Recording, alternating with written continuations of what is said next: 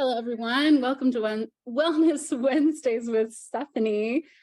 My name is Stephanie, and I'm here today with Galit Tsadik. And I am very, very excited because we're going to be talking about something that I am very, very freaked out about. Because money is something that I've just been really having issues with. So I'm excited about this conversation. See words. Okay, Galit, can you basically tell us a little bit about yourself and what you're doing with your business? Sure. So, like you said, my name is Galit Tsadik. I am the Financial Sharktress, and I own a virtual CFO company, and then I do financial wellness coaching. So the virtual CFO stuff, that is for businesses, like everything from bookkeeping and payroll to strategic planning, things like that. And then with the financial wellness coaching, it's a focus on wellness. So I really focus on teaching financial literacy because that is something we did not get in schools. So most of us have no real basis for financial literacy. And the other thing is not many people deal with the mindset of money. So you'll go to like a financial planner and they'll deal with maybe the nuts and bolts, but like mentally, if you are still treating money, like I like to call it like a booty call rather than your lover, then there's going to be an issue there, right? Because a booty call is for specific purposes, right? In and out. A lover, you want them to stick around, you want them to nurture you, you want a relationship with that. Mm-hmm. And so I focus on not just the nuts and bolts, but also building and maintaining a healthy relationship with your money. Wow, that is so needed and so necessary right now. I'm, like I said, totally excited about this conversation because I really need this. Yeah. So, hey, okay, so I would love to talk first about the mindset shift that is necessary to actually get into healthy conversations about money. Yeah. So the biggest thing that most people are living in is a scarcity mentality around money, that there is not enough money. I don't have enough. I don't have enough to save. I don't have enough to invest. There's only so much out there and I don't have access to it. But we have to shift into an abundance mindset and realize that there is endless amounts of money out there. Just thinking about like the top richest people in just the United States, like those amounts of money that they have are like mind-blowing, right? It's not even comprehensible sometimes. So understanding that there is plenty of money out there, we just have to change how we're interacting with it so that it'll come to us. And the other thing is, when you're living in scarcity, you're holding on really tight because you're scared that it's going to go away. Now, if you continue to hold on tight, it gets stagnant and there is no room for new money to come in, right? So you're just holding on tight to the old money that's there and it won't grow and it won't, give you the benefits that it needs to give you. So if we understand that there is plenty of money out there and that we are worth being paid and that we are deserving of being wealthy, that is a very different mindset than the mindset that we were previously living in. Right. So then if you're coming from a scarcity mindset, so like my example is that I grew up in a middle-class life, and I always heard from my parents, we don't have enough for this. We don't have enough for that. We can't do this. We can't do that. And then when I was in my teen years, we had an inheritance. And all of a sudden we had thousands and thousands and thousands of dollars we could play with. And we did all kinds of things with that. But it went so fast. Yeah. And I swear that was part of the scarcity mindset. Like now we can live the high life and we're just going to spend it all. And that basically it crashed and burned. And I watched my parents go from this amazing inheritance to no money and bankruptcy. And I was like, yeah, I don't want that life. And yet here I am almost practically living that. So where do you start if all you've ever lived is in that scarcity place? How do you begin to change your mindset? Yeah, so first thing is you have to really delve into why you're living like that. So in your case, it's your childhood. In most people's cases, it's their childhood, because our role models are the reason that we act the way that we do. And especially with our parents, like, you know that whatever you see in the house is what you're destined to repeat unless you get help, right? So just like there is therapy for a lot of other issues, there is also like a money therapy, and that's developing a healthy relationship with money. So that's the first thing. And what I do with my clients is we go into their background and we talk about the things they saw in their childhood. And then we reframe them and we ask them, like, hey, in this situation, if you're in this situation, what can you tell yourself to bring yourself to the next level and not repeat the same mistakes? Oh my God, I love that. How can Yeah. you reframe what happened and reframe the thoughts that you are telling yourself, right? Because it's a monologue that's going in your head of what happened to your parents, which I believe what happened is they did not feel deserving of that money. They did not feel like they were worthy of having money. And so they spent it. They just got rid of it. So like, I don't know how to act. I don't know how to act with this on whatever I get. And like, I'll deal with whatever happens later. Right. Yeah. And Wow. instead, you can have a totally different reaction, right? And you can play out those scenarios before they happen to you, or even after they happen to you. Today is today. There is always time to improve. And you don't have to do it in big chunks. Like, you don't need an inheritance to improve. One of the biggest things that a lot of people don't realize is that when they say, I don't have enough, you don't need to have a lot. You can start, as long as you start, you can start with $1. You can start with $5. You can start with $10. Like, whatever it is, and we can go through your spending. And let's say, because I know a lot of people are like this, let's say you go to Dollar Tree every 2 weeks or whatever and buy $5 worth of things. What if you took that $5 and you put it towards your future instead? And you can do it with as little as that. Do it with as little as $1 a day. Like, what you would spend, you can't even get a bag of chips for $1, and people are spending way more on that. So how about putting that towards yourself? Beautiful. Beautiful. So it doesn't have to be a big start. You can start small. I like that. Yeah. It feels a lot more attainable too, to be able to start with what you have instead of trying to set a goal that just seems so big you can't reach it. Yeah. And you can set the goals, but don't, what I do is I set goals and then I break them down to a weekly amount.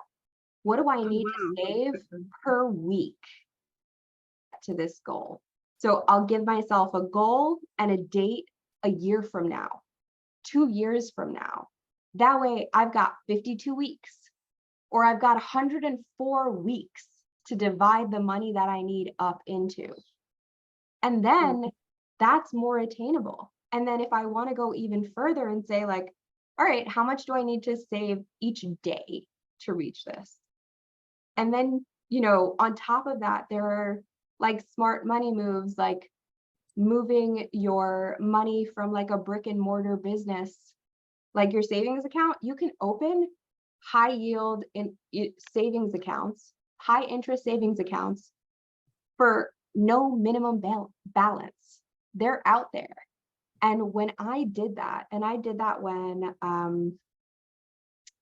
it was in like my mid 20s, And I remember being just in shock because I made more money in interest in 1 month than I had the entire previous year at a brick and mortar bank. And I was just like, what have I been doing? Like, why did I not know this?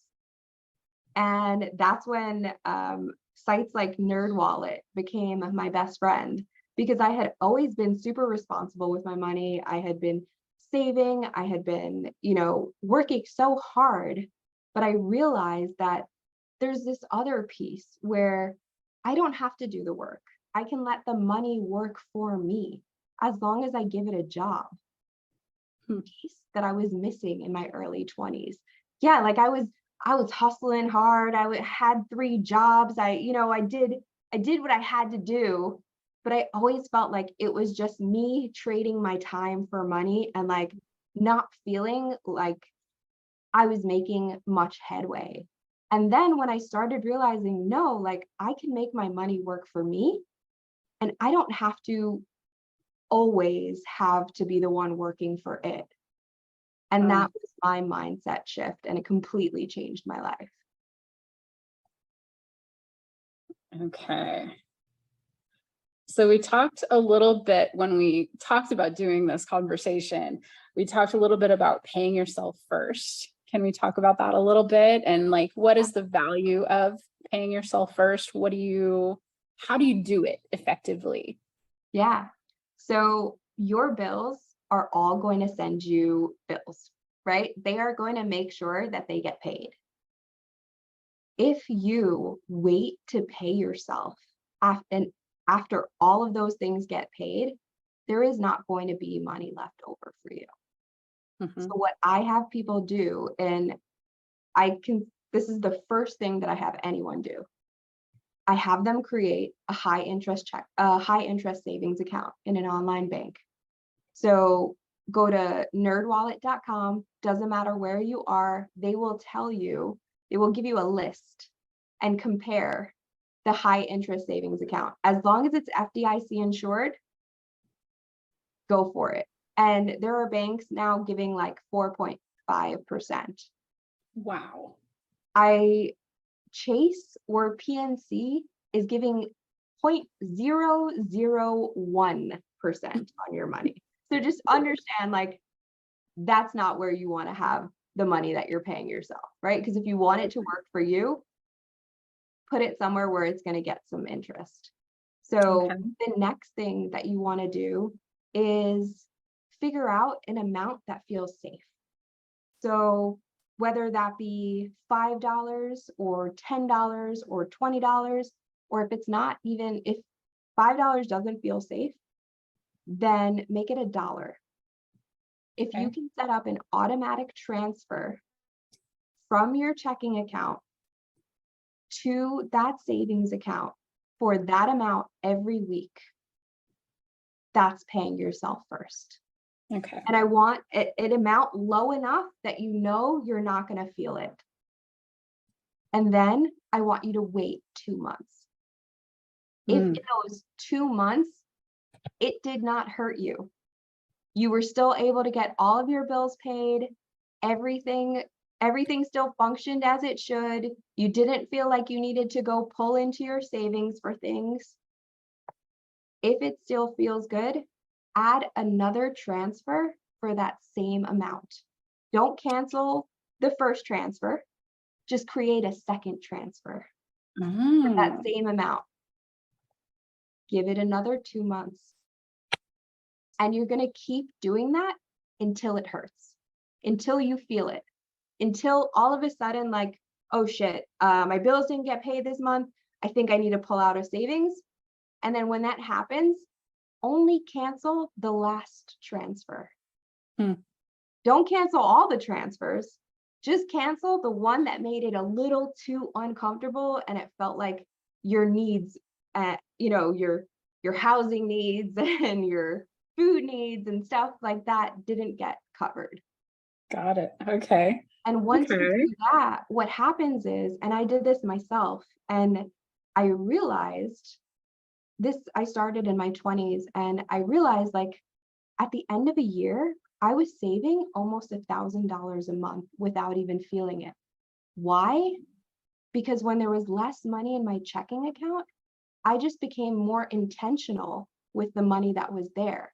I was still living a great life, but I was making what I had. I was just gradually teaching myself to live on less and to be more intentional with the choices that I made. So I started to have conversations with myself whenever I wanted to buy something. It was, okay, I can buy something right now and it can give me like a momentary high. What's the opportunity cost of that? What am I not going to be able to do if I do that? So if I buy this material thing, am I not going to be able to go on a vacation? And what is more important to me? And for me, that has always been experiences. Like if somebody takes away like my vacations, my flights, that's just like, no, that's not happening in my life. So I gradually let go of like trying to keep up with other people on material things because I just realized that my journey in life was different. I wanted to see the world. I had goals. I had dreams that might be different from other people's dreams. And like for me also, I wanted to buy a house. So I did buy a condo, but like I was saving for a down payment. And I did that by doing this, by paying myself first. And then what I ended up doing was once I felt like I had like a good, I call it my FU fund, right? So that was the first thing that I saved, my FU fund. And that is the fund where if anything is going wrong in my life, I have money sitting there to say F you and walk away, whether that is a job or a relationship or a toxic environment. I have the money to like, just be like, I'm not sticking around for this. I'm not staying for this. And that was the first thing that I saved for. But after that, I just set up automatic transfers into different savings accounts. And each one of them I name, because you can actually on online banks, a lot of them allow you to give the savings account a nickname. So I save for goals. Each of my accounts has a different nickname of the goal that I'm saving for. And so when the money goes in there, and when I eventually spend that money, I don't feel guilty about spending it because it is doing its purpose for me. It is achieving the goal that I set out for it. And that's how I know that my money is working for me. Very cool. I love it. I love it. I just set up an automatic transfer when I set up my new bank account for $25 a week. And I called it my new car fund. So I'm totally doing that, but I also just pulled all the money out of it. So I'm like, yeah, okay, there goes the money. That's okay. So think about why that happened. Maybe 25 felt like too much. Maybe, well, and then I've also got a kind of unique situation. I'm not making any money right now.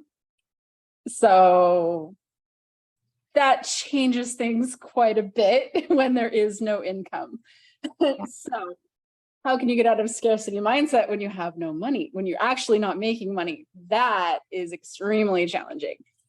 What I've been working with is my life is abundant.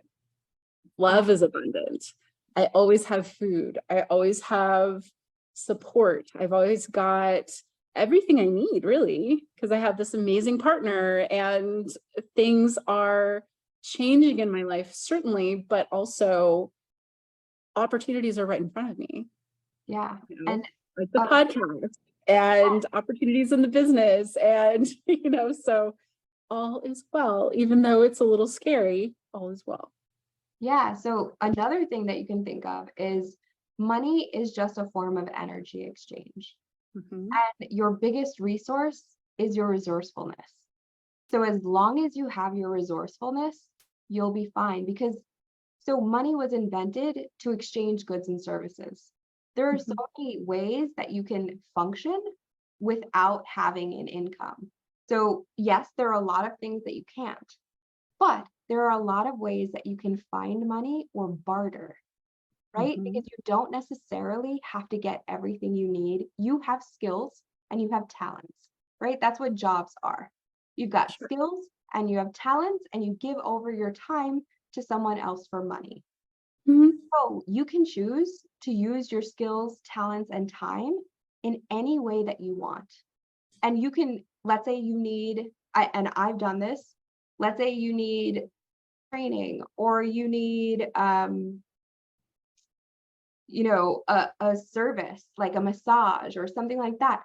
What do you have that's equal to that service that you can offer to that person? And if it makes, and I'm not saying to be pushy, no one has to accept your barter, but as long as they're receptive and it feels equal to them, then I don't see why that's a problem. Mm. Right? Yeah. However you want, however you feel like it's okay to get your things, your needs met and get the things that you need, it's totally logical. That's how humans did it before currency existed, right? Exactly. I Yeah. grew potatoes, you grew carrots. I needed a carrot. We switched. Yep. That was just how things happened. So Yeah. understand that everything that you need to make money, to be abundant, is already within you. You just have to tap into it and understand, what is it that I can offer other people of value, Mm. because that's going to be your ticket. Right. I've often said the words or the mantra, perfection is an illusion. I think also scarcity is an illusion would be a really good mantra for me because it really is. It's not real. I'm surrounded by abundance. Why on earth do I need to feel this scarcity? So it's an everyday practice, right? Almost every minute of every day in certain cases. Yeah. You have, and one of the things that I love is, a friend told me this. So actually, we traded services for a while, right? And we used to work, and she helped me with gratitude. And one of the biggest things that really worked for me is a nightly gratitude practice, where, so I used to do this live on my Instagram stories. And every single night I went live on Instagram and said 3 things that I was grateful for that day. So however you want to do this, I like doing it. So I love doing live streams, and I love doing it because it's out there, right? Yep. Someone is keeping me accountable. I am showing up either every day or every week. And whether people listen or not, that's not the point. The point is that I'm saying it and I'm letting it go from my body. So Nice. do that. It doesn't Yeah, have to I be. have a gratitude journal that I used to be writing in every night. Then it became once every couple days, and then it was like once a week, and now it's like I don't even remember the last time I wrote in my gratitude journal. So having it as a regular, consistent practice, I think, is a very, very important thing. There was a book that I read by Rhonda Byrne called The Magic, which was a follow-up book to the Law of Attraction book, The Secret. And when I read The Magic, I was like, so the words thank you, thanking yourself, being grateful for everything, having gratitude everywhere. She said those are the keys. And I was like, oh, okay. Gratitude then. Gratitude. Where am I grateful? How am I grateful? How can I bring more gratitude into this conversation? How can I bring more gratitude into my life? Yeah. All of those things are relevant. And it does not have to be like big things. It could, because some nights, like, I was having a bad day, and Right.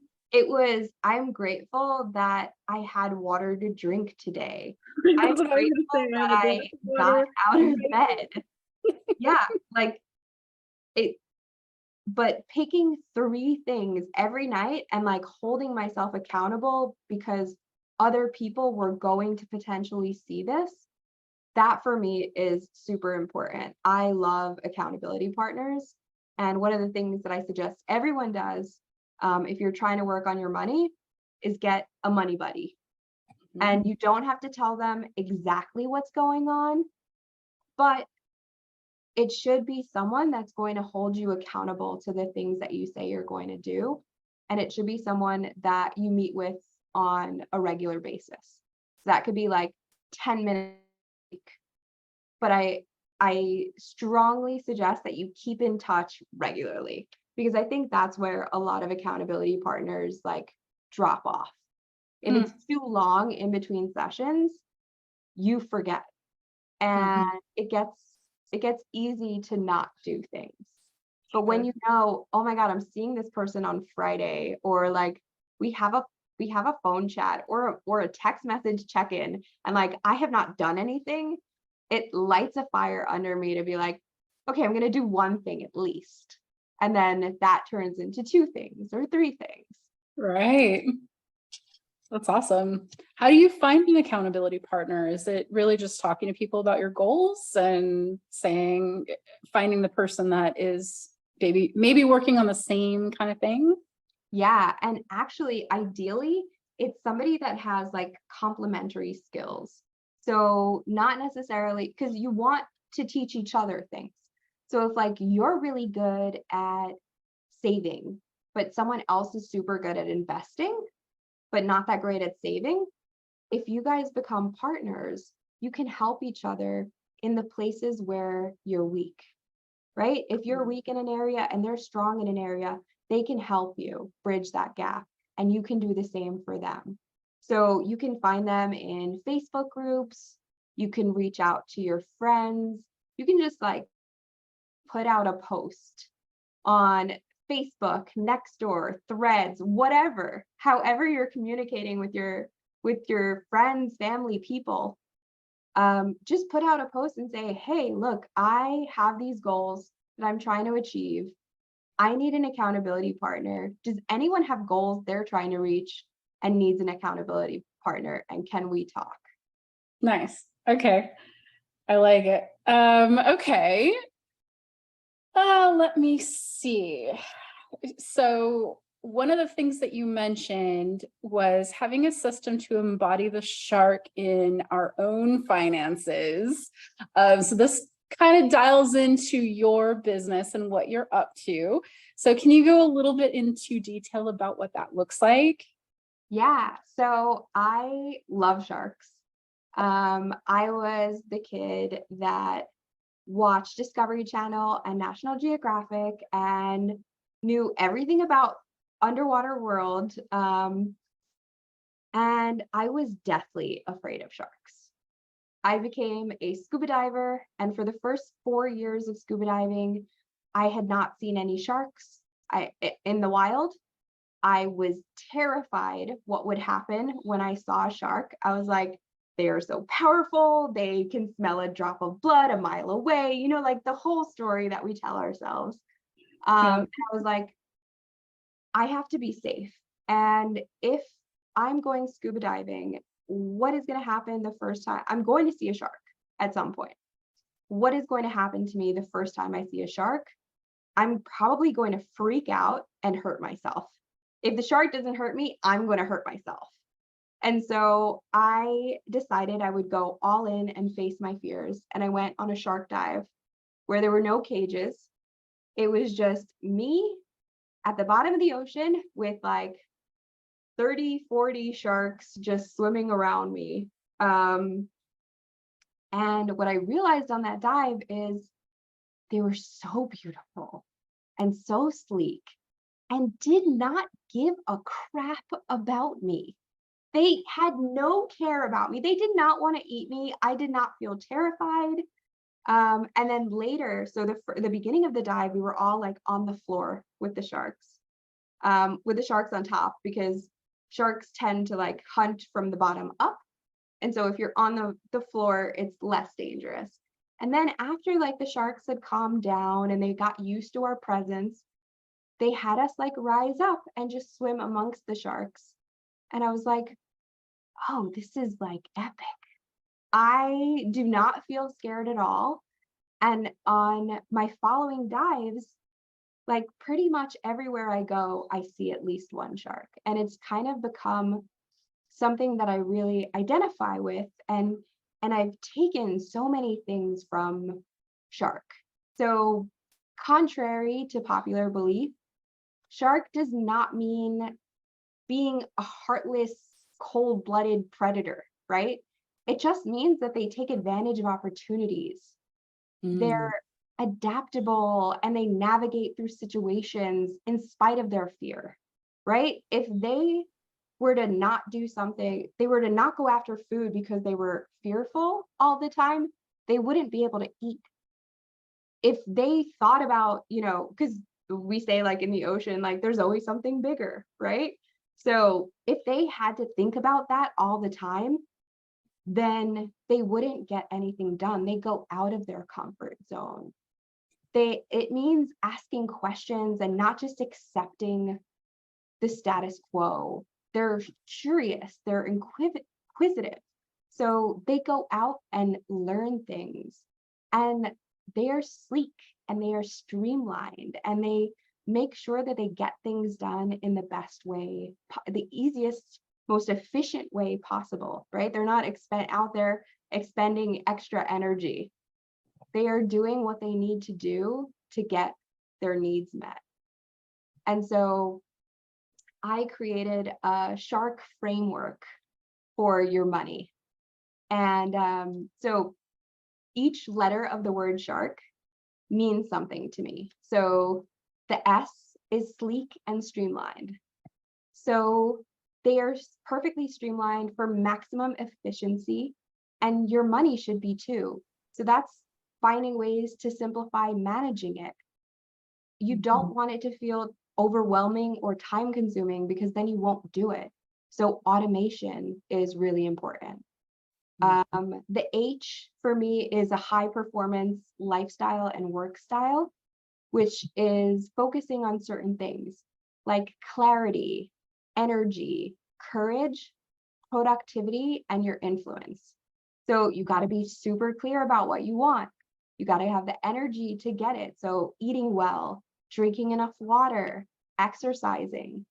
Courage, you need to be able to speak up for yourself and what you want. Productivity, so that comes with clarity and energy.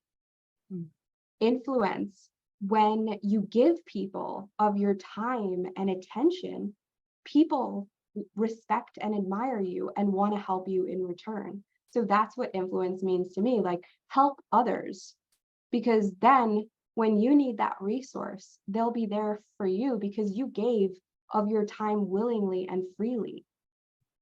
The A means adventurous and ambitious. So everything that you want is on the other side of fear. And I'm sure you've heard that quote. Like, you cannot grow from a place of comfort. It's always when you become a little bit uncomfortable is where the growth happens. The R is resilient, understanding that things are going to happen and you might not reach every goal within the timeline. You might get knocked down. You have to be able to get back up, because you can get back up. And the knowledge of that, so the K is knowledge, that is your greatest asset. Knowing that you can get back up, and also knowing that you can do, especially in these days when we have Google and the internet, you can find out about everything. You can listen to this podcast. There are ways for you to get knowledge that don't involve you spending money. You can learn new skills. You can improve your current skills.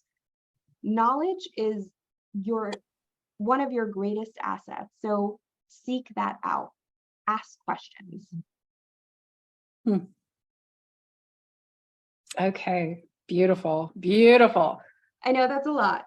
No, but so then once you've got all of that information, how do people work with you? So you have kind of different ways that people can work with you, right? Yeah. So a couple of things. So there are some things that are free, right? So I have a Facebook group called Righteous Revenue Fishbowl. And that's because I always want to make money and talk about money in a healthy and righteous way. I don't want anyone to get hurt. So not predatory at all. In my group, I go live every Monday with free financial advice, and I'm there to answer questions. And so anyone can come in, comment on the videos. You might become part of the videos. You never know. But so I have that, and that's totally free. I also do like 15-minute free discovery calls where I will literally give you all, you can come to me with a problem and I will give you all the information I can within 15 minutes. And other than that, I have group coaching and I do one-on-one coaching with people. And if you run a business, I have plenty of, business products as well. So like bookkeeping and strategic planning and payroll and accounts payable, accounts receivable. So I can be your entire financial department. I have an amazing team that helps me with that. All of the coaching, all of the financial wellness coaching is all me. Nice. Very cool. Is this what you wanted to do when you grew up, when you were a kid? It kind of evolved into this. No, so I wanted to be a pilot. And Oh, then wow. I was too short and I don't have perfect eyesight. And I am definitely not, I'm thinking that at some point in my life, I will learn how to fly. But yeah, I 100% thought I was going to be a pilot when I was little, or a marine biologist, oddly enough, specializing in orcas because I absolutely love orcas as well. That was like my original love as a child. So I Really? thought those were the two paths. And I kind of fell into money because I come from, so if you've watched me before, if you start watching me, you'll understand that I'm very open about my childhood, and I come from an abusive, a house of domestic violence. Mhm. And one of the ways that my father controlled my siblings, my mother and I, was through money. Okay. And I ran away with my mother, my little sister, and myself. We ran away to a domestic violence shelter when I was turning 13. Wow. And I kept hearing the same story over and over. And I knew that my mother was a capable woman, but she did not feel like she was capable because she did not have the financial literacy and she was not taught those things. And she was the primary breadwinner in our family. My father did not work most of my childhood. And Wow. yet she gave away her power, she gave away her check to somebody who then used it to control her. And when I kept hearing this story repeated, I made a vow while we were in shelter to be me. And so I spent my childhood, I started working at the age of 14 full time. And I spent my childhood just making money, learning about money, and like teaching myself how to be self-sufficient so that that would never be my story. Wow. And it kind of just evolved into something I'm super passionate about because it's just, I want to make sure that not just me, right? I took care of me, but there are so many other people living that story that don't have to live that story.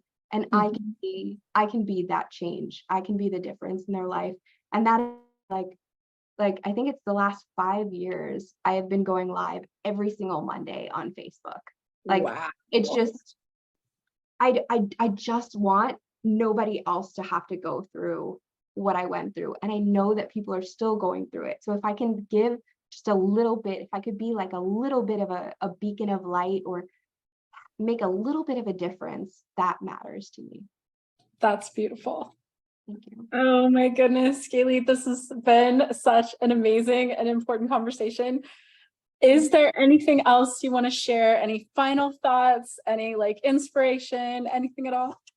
Ah, yes. So biggest thing, don't wait. that is my last, piece of like advice. Don't wait. Money takes time to grow.